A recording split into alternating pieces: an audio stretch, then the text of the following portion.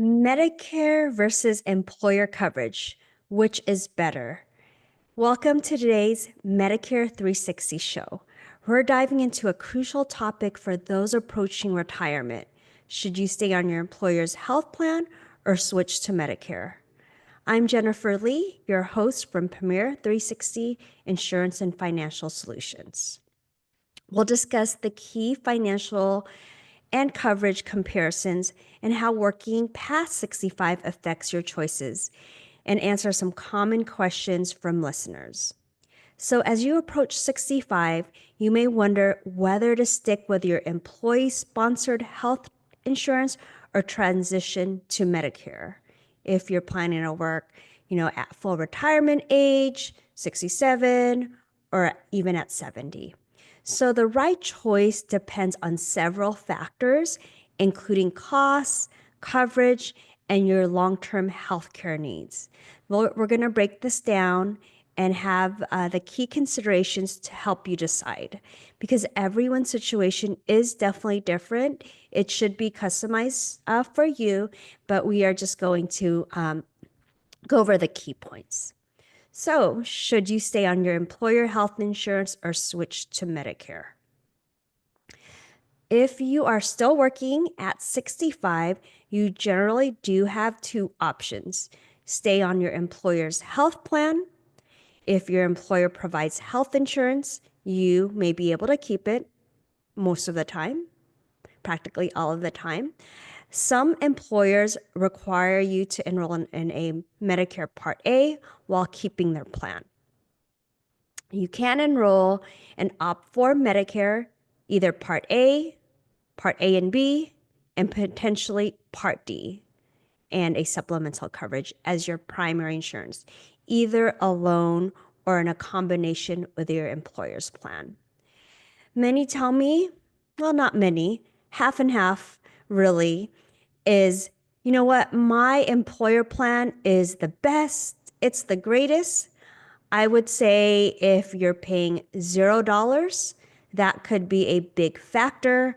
However, if you're not really healthy, you have surgeries coming up, it still does require you to do an analysis on what you have. Some have told me, you know what, my group plan is bad. It keeps increasing every year. My employer keeps changing plans. I keep having to change companies. So they do want the stability of having the same insurance company and the rates not increasing like crazy. So let's deep dive on that. So let's go over the financial and coverage comparisons. You're going to have to look at your premiums and out-of-pocket cost. So your employer coverage, the premiums may vary on employer contribution, but it does increase to age. So what you have to keep in mind as well is if you are getting that tax deducted before pre-tax deductions, or is it after? Also, is it your plan or your spouse's plan? Most of the time, people tell me, you know what, I'm retired or I'm not working. I don't have my own group insurance, but I'm actually added to my spouse's group insurance. So with this, you do have credible coverage, meaning your spouse's group insurance that you are currently on is credible, but you can look and compare what Medicare does offer you as well. Some even tell me, you know what, like I want my spouse to pay for my insurance, so I'm just going to leave it at that. Or some was like, my spouse doesn't want to pay for my insurance anymore, so they're booting me out, right? So everyone's situation may be different when it comes to that. So keep in mind, Medicare Part A is usually free if you worked for more than 10 years or 40 quarters. So that's the $0 one. And then the Part B has a standard premium of $185 in 2025. There are potential costs for Part D and supplemental plans, either if you pick a Medigap, which is called a Medicare supplement, a Medicare Advantage. So ultimately, the first thing you would have to do is check what is your premium cost on your current group health plan. And if it's borderline, then I would say you still need to do a comparison. If it's totally lower, like at 0, I would still do a comparison, especially if you have some like upcoming surgeries or issues or network issues, or you just don't like the plan that you're on. And then also the drug portion. So keep that in mind. So when it does come to deductibles and copays on your employer coverage, it does come with deductibles, copays, coinsurance, and that could add up. So typically, when I view group health plans, the deductibles are much high unless you have a higher tiered plan. But of course, with a higher tiered plan, you're definitely paying more for that. Look at your copays and how much it is to go to the doctor, to go to your specialist, to have an inpatient surgery, to get hospitalized. You name it, it's just basically comparing those copays to what Medicare has to offer. Then you're going to look at your coinsurance because that could add up. I usually see plans could be at 20, 40%, 60% coinsurance, which means, let's just say you had $100,000 surgery and your coinsurance was 40%. So that would be 40,000 on top of whatever your deductible was. And then there are max out of pockets. So also please look at your max out of pocket to see if you're prone to illness, surgeries, hospitalization, then Medicare might be a good option because there are plans that give you a lower cap on your max out of pockets compared to group plans that I've noticed. So keep in mind, original Medicare has its own deductible, which is Part A, $1,632, might be higher. That was in 2024. And then Part B, $257 annual deductible for this year. But Medigap can help cover those costs as well as the Medicare Advantage. So sometimes I'm just like, I meet someone, they're still working, but they're super gung-ho about getting on Medicare. So what we do is before I say, yes, get on Medicare, you should do this, I definitely want to make sure that it is the correct move. Because keep in mind, if you have credible coverage, more than 20 employees, you don't have to get your Medicare Part A and B. Okay, if it's 20 or more employees that you are working with, then actually you should get Medicare because Medicare becomes primary. A lot of the times people do get Part A because it is $0 cost. And so why not?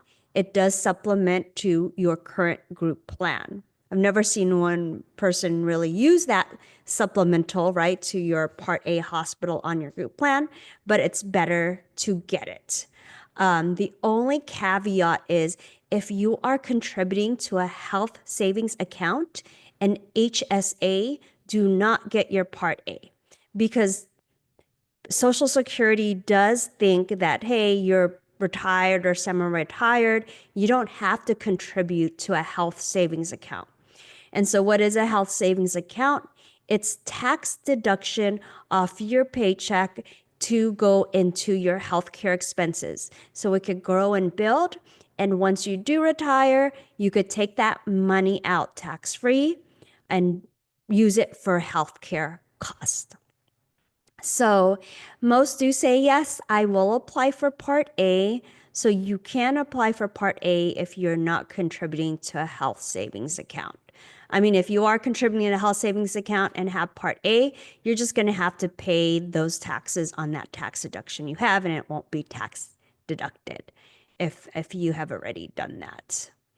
So when people apply for Part A, I would suggest doing it online at socialsecurity.gov just because that's the easiest way. You can no longer walk into a Social Security office without making an appointment. And my gosh, sometimes it takes 2 hours to talk to someone at Social Security. So my suggestion is go apply online through Social Security. The only thing is if you don't have a user ID and password, create one. But sometimes if your information or your name or something doesn't match up on their system, they are going to send you an access code. That access code is going to be sent through the mail, which would kind of delay it about, could be 2 to 3 weeks. I've had clients go to Social Security and get that, but also with that, now they're saying we have to make an appointment for you to even get that. So keep that in mind if you are applying online. You can apply 3 months before your birthday month. So if your birthday is in June, what is that? February, March, April. Nope. March, April, May. So March 1st, right? So it's March, April, May for June 1st effective date. Sometimes they'll give you Part B on accident. So do not use it and just return it. You could just write back on that card, I'm forfeiting, I don't want my Part B. Keep that in mind because then you're going to get charged for that. So that's how to apply for Part A. Make sure also that when you are applying and you're not wanting to get your Social Security benefits, there's a question on that that you do not want your benefits, your Social Security benefits. However, if you do want your Social Security benefits, you could definitely apply for Medicare and Social Security at the same time. It's just a little bit longer, maybe 10 minutes longer, because it does ask you for more questions about spouse, ex-spouses, how long you're married, and things of that nature. So that's the easiest way.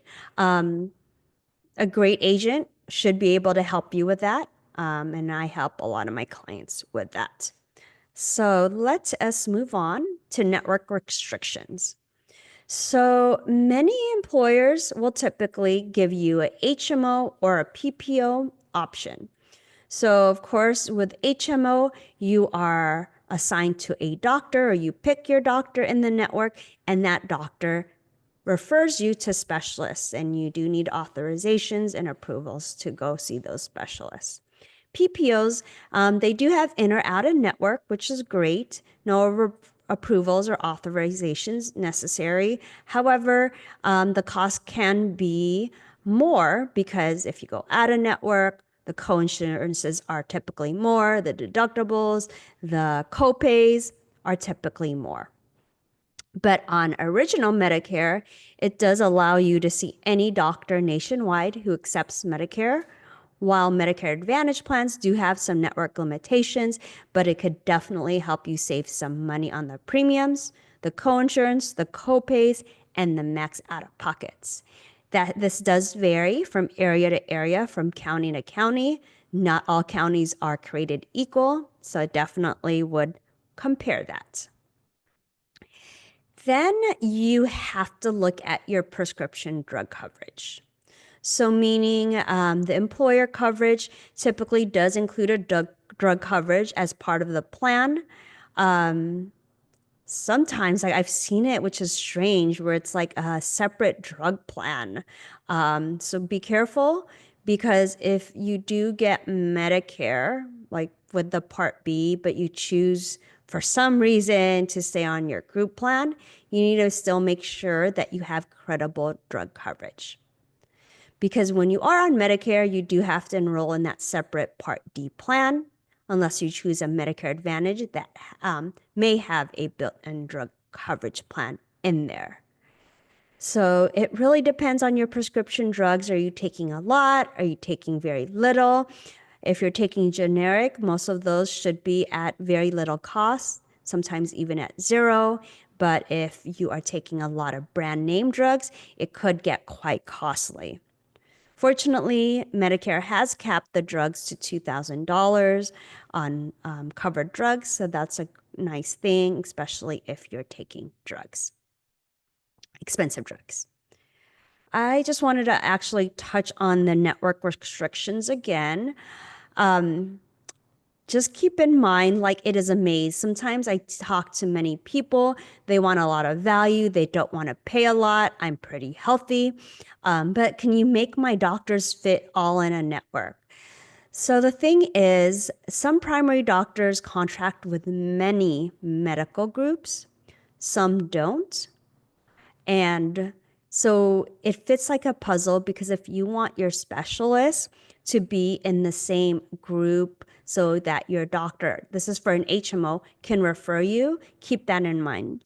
What I do tell people, as like you're growing older, you're seeing more doctors, I would really find a doctor that you like, right? That you know will take Medicare or a Medicare Advantage in the future, and that you're kind of aligning yourself with the same network or group, just because it will make your life way easier when you get on Medicare, because the decision might be a little bit easier on which plan to pick if all your doctors are in one medical group.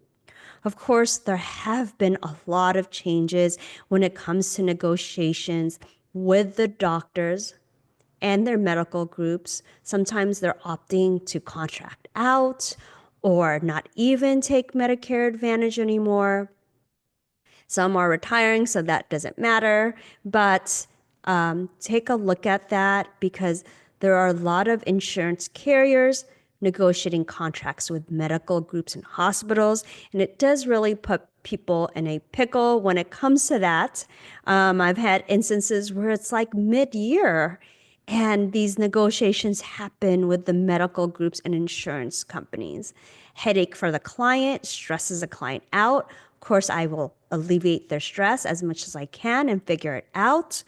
Fortunately, in that case, we did have some special enrollment periods, but imagine if you didn't, right? So it's very, very important for you to work with a licensed professional that knows what they're doing, because there are a lot. I've just had instances where they're order takers, and you just do not want that as well. Okay, moving on. So, how working past 65 affects your Medicare choices. I think I did dwell on small versus large employers, but in a little bit more detail, if your employer has fewer than 20 employees, Medicare does become primary, and you must enroll in Part B to avoid penalties. Remember, there's a 10% penalty for every single year that you weren't on Medicare and you had to be.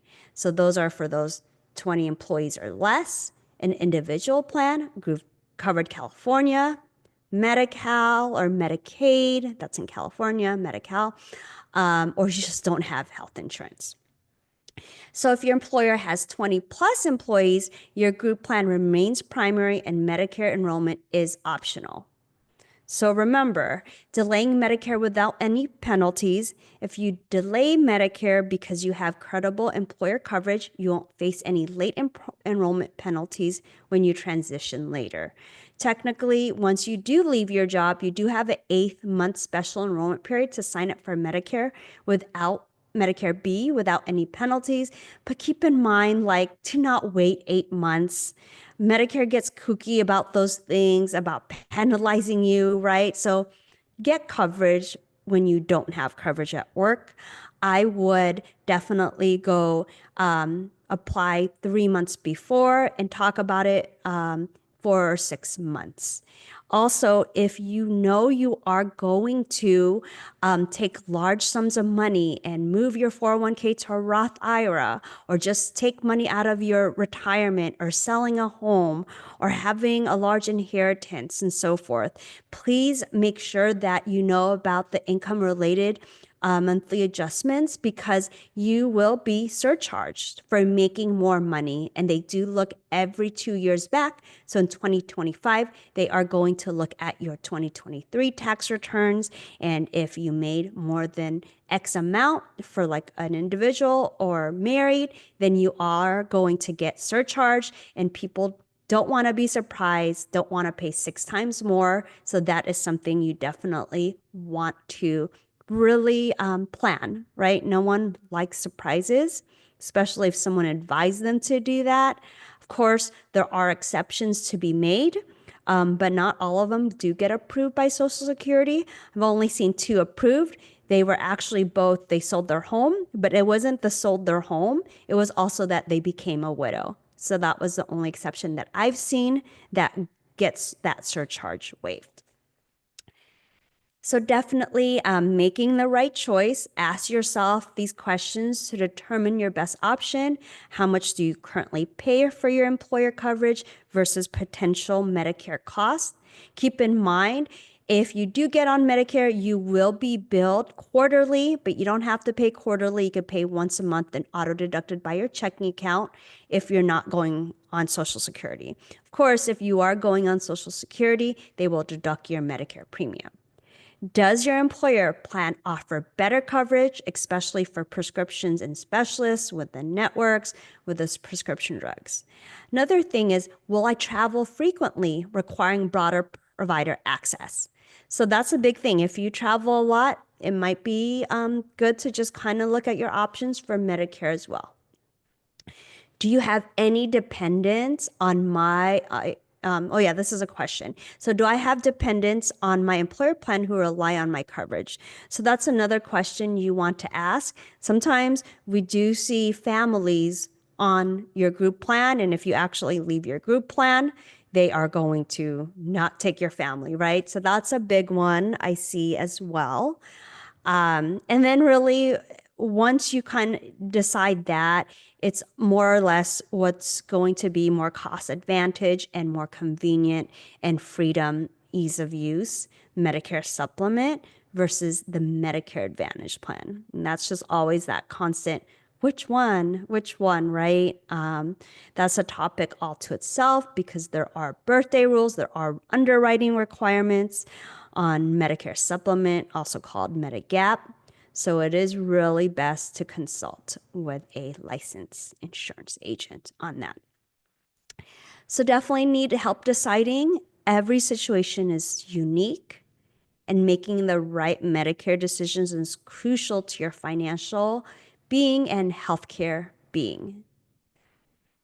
And that's, sometimes your neighbor, your friends, your spouse, you're not all going to have the same exact situation when it comes to your doctors, your specialists, your drugs, your ailments, your illness, the specialists you see, your comfort level, your just preference on how you want your health care to be done. And it is actually really important as you age, as you grow older, to have that access and ease of use and not cost you an arm and a leg, right? So if you do need that personalized guidance, reach out to Premier 360 Insurance and Financial Solutions for that expert assistance in comparing your options, ensuring you make the best choice for your needs. It was a great time today. I really enjoyed our topic. Till next week, I will see you then. Take care. Have a great day.